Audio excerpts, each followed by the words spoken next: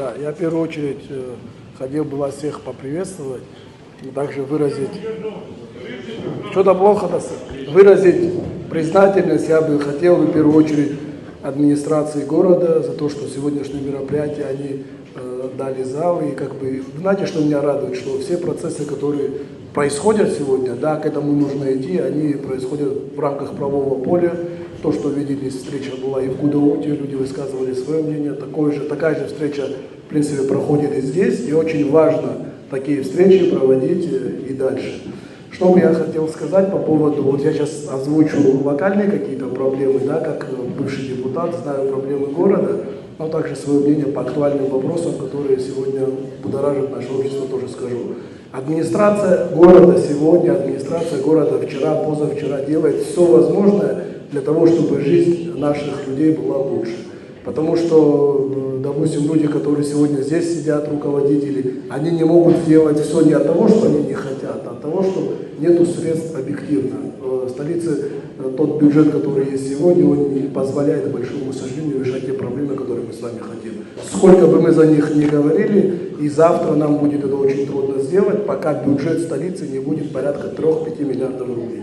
Это образно я хотел сказать по поводу местных проблем. Но теперь по поводу тех актуальных проблем, которые сегодня стоят перед нами. Вы знаете, очень важно, когда у людей есть свое мнение, у общественных организаций, в принципе, у общественных деятелей. И если это, допустим, их мнение, оно аргументировано, оно внятное, оно четкое, вы и власть должны к этому мнению прислушиваться.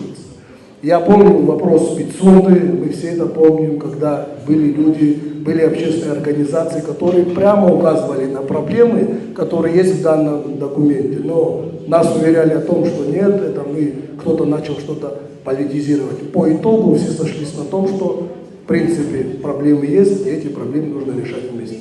Я имею в виду, то есть мы должны в этом плане друг друга слушать и мнение друг друга учитывать. Вот я бы хотел сказать пару слов по апартаментам, да.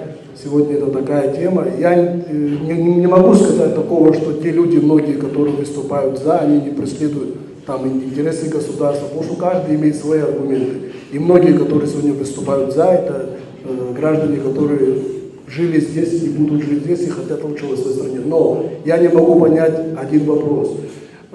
Я уверен, что придет время, когда мы будем, да, и апартаменты здесь рассматривать, и в принципе продажу недвижимости, и мы не можем всю жизнь быть заперти. Но на сегодняшний день, в сегодняшней реальности, когда мы, там, наши граждане по 5, по 6 часов элементарно сидят без света, как вы видите, что мы сможем здесь содержать целый новый город? Сможем ли мы это сделать? Мы столкнемся с определенными проблемами.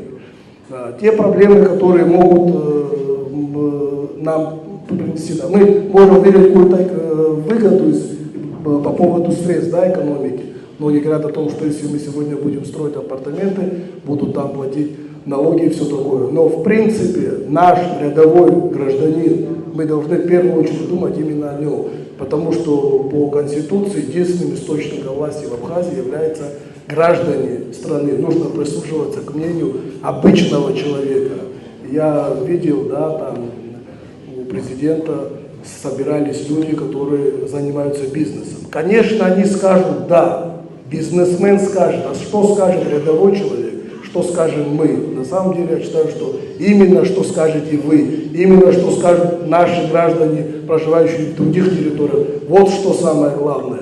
И спросив их мнение, мы должны принимать важные решения. Я не буду долго вас отвлекать, спасибо большое.